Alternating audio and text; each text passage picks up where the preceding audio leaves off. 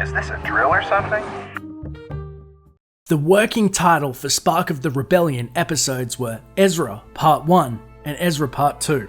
Both Commandant Oresco and Taskmaster Grint are voiced by actor David Shaughnessy.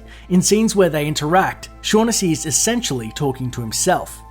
In the first draft of the script, Ezra is chased off by Imperials after faking the code red emergency and steals a speeder bike. Returning to his tower roost, Ezra opens a stolen crate only to discover it full of electronic leaflets of Imperial propaganda. His run-in with Kanan would happen the next day. When Oresco and Grint meet with Supply Master Leist to discover the Code Red emergency, they're standing in front of an immense Sienna Fleet Systems mural that was first revealed at the website on screen. The high-pitched tone, like a sound of mysterious wind, was created to suggest a more benevolent presence in the Force, for when Ezra first senses Kanan's presence. This was to contrast the previous sound effect that represented the Force, a deep rumble, which had mostly been used to portray the dark side. During the animatic of this episode, the extensive speeder chase out of Capital City was added to inject the first act with Star Wars action. The first draft screenplay instead featured a foot chase across rooftops.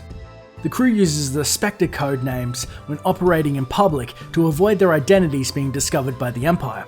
The planet Kessel is first mentioned in Star Wars Episode 4, A New Hope, but this is its first on-screen appearance. Star Wars Rebels uses designs and notes that George Lucas extensively developed for Kessel, describing its appearance, culture, and economy. As indicated by his amazement at being in the Ghost gunport, Ezra has never been off-planet before. Tarkin Town is not a formal name for the settlement, but rather a derisive nickname coined by settlers. It finds its real-world parallels in the Hoovervilles of the 1930s, shanty towns in the US during the Great Depression named after the president, Herbert Hoover.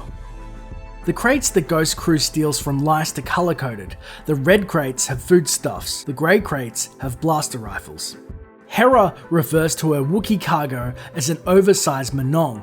The first draft script called it an ape. It was Star Wars-ified to Mamong, a Trandoshan monkey, before evolving into Monong, a new creature. The hazard label on the door aboard the Imperial transport supposedly holding Wookiee prisoners is based on a similar label designed to indicate captive Wampa ice creatures within Echo Base on Hoth. The helmet Ezra grabs aboard the Star Destroyer is an Imperial Stormtrooper cadet helmet. Zeb's go-to Lasat exclamation in moments of crisis is Karabast. He'll use it extensively throughout the series. The Stormtrooper Ezra zaps with his slingshot and then falls down into the mining pit emotes the famous Wilhelm scream, an audio Easter egg that has appeared in hundreds of movies, TV shows, and video games. The Wookiee gunship design seen at the end of the episode was newly created for Star Wars Rebels, extrapolated from the military vehicles seen during the Battle of Kashyyyk in Star Wars Episode 3, Revenge of the Sith. In the script, Sabine would have more fully translated the Grateful Wookiees. Will Farrow expresses his gratitude on behalf of his people, especially to the Great Jedi Knight and his Padawan disciple.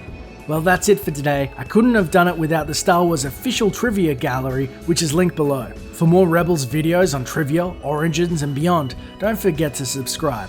Thanks for watching, and may the Force be with you. Always.